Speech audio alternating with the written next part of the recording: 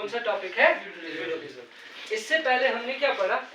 इससे पहले हमने एक क्लास में 3 ऑर्डर्स पढ़ा। क्या पढ़ा? 3 ऑर्डर्स। ये 3 ऑर्डर्स जो थे ना, ये 3 ऑर्डर्स जो थे मिडिवल एजेस में यूरोप में, हम कौन सी हिस्ट्री पढ़ रहे हैं? यूरोपियन वर्ल्ड हिस्ट्री पढ़ रहे हैं।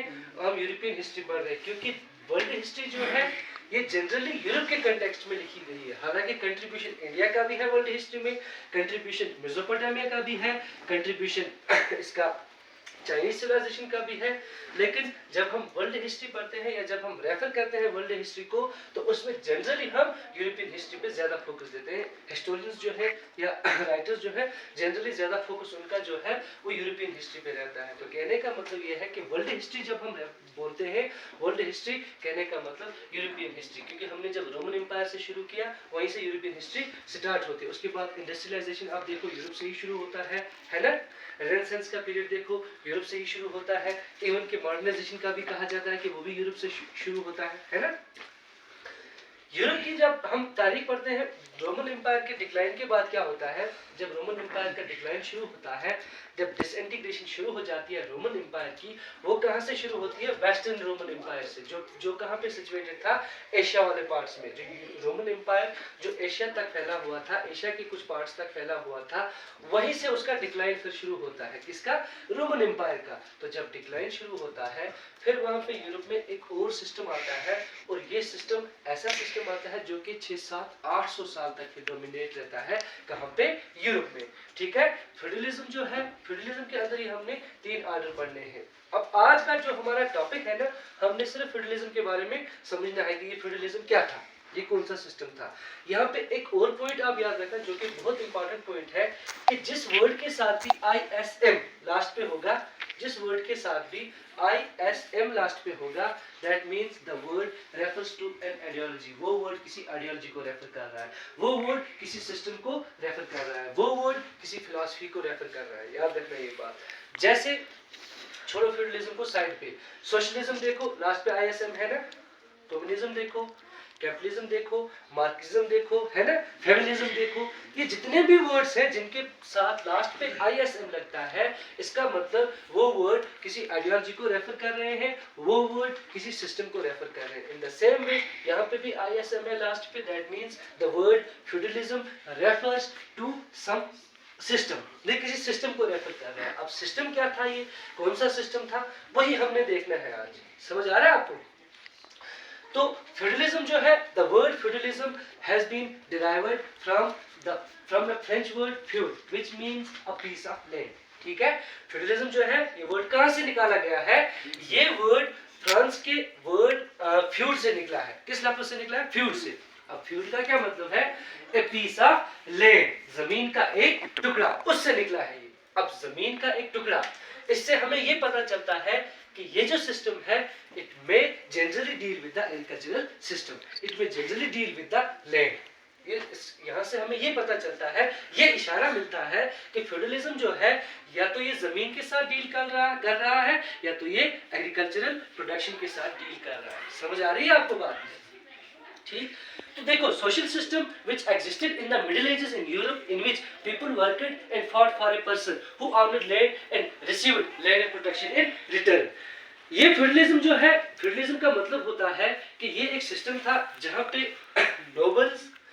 नोबल्स क्या काम करते थे, वो जमीन का टुकड़ा जो है, जमीन का टुकड़ा खुद वो किससे ले रहे थे? बादशाहों से या इसके चर्च वालों से। तो उस जमीन के टुकड़े को आगे से किसी और को देते थे। ठीक है।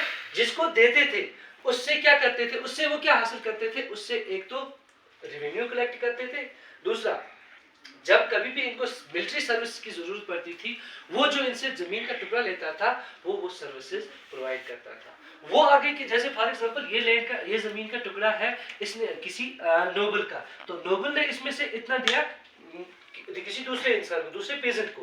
पेजेंट इस पे काम करके अपना गुजारा कर लेता है, और साथ में नोबल की जो लैंड है उस पे भी काम करके, नोबल का काम भी करके, और अगर कभी नोबल को जरूरत पड़ी तो pageant have to provide the military services, have to function as a soldier। Soldier का काम भी इसी पेजेंट से लिया जाता था।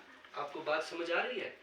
सोल्जर का काम भी इसी पेजेंट से लिया जा रहा था इन रिटर्न। अब पेजेंट को बदले में क्या मिल रहा था? एक एक तो उसको जमीन के टुकड़ा मिल रहा था बदले में, एक और क्या मिल रहा था, प्रोटेक्शन मिल रही थी। क्या मिल रही थी, प्रोटेक्शन मिल रही थी। किससे, नोबल से। आपको बात समझ आ रही है?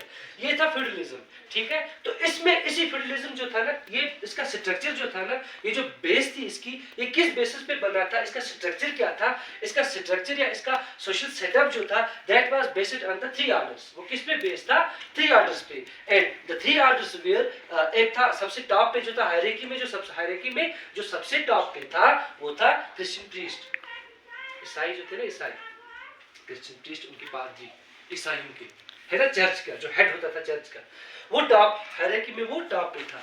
उसके बाद थे नोबल्स। नोबल्स कौन होते थे, ये लैंड ओनर्स थे, जमीन के ओनर्स कौन थे, नोबल्स।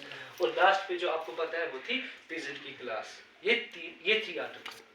अब इसमें क्रिश्चियन प्रीस्ट जो था या चर्च जो था, चर्च का क्या फंक्शन था, चर्च क्या काम करता था, वो डॉक्यूमेंटेशन करता था, डॉक्यूमेंट्स मेंटेन रखता था, एक चीज डिटेल रखता था जमीन की, किसके पास कितनी जमीन है, बाउंड्री जो है, जस्ट लाइक आज जो रेवेन्यू डिपार्टमेंट काम कर रहा है, ये काम मेडिवल यूरोप में चर्च कर रहा था। कौन कर रहा था, चर्च। समझ आ रहा है आपको, बात समझ आ रही है आपको?